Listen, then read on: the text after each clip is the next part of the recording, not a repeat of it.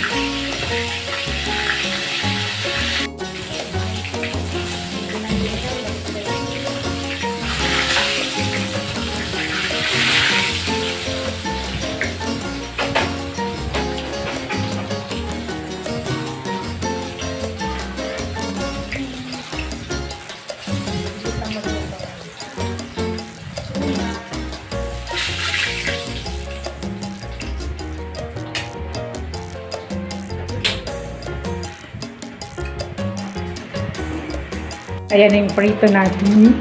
Bangus.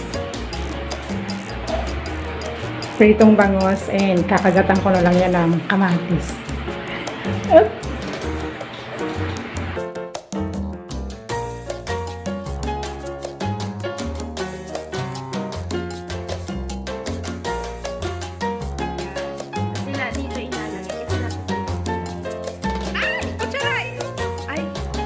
Ganun siya. Ayun. Yan yung toyo. Okay. Diba mas maayos? So that's all for now. Thank you so much for watching. Once again, this is LuvLiNes. Have a good day and God bless.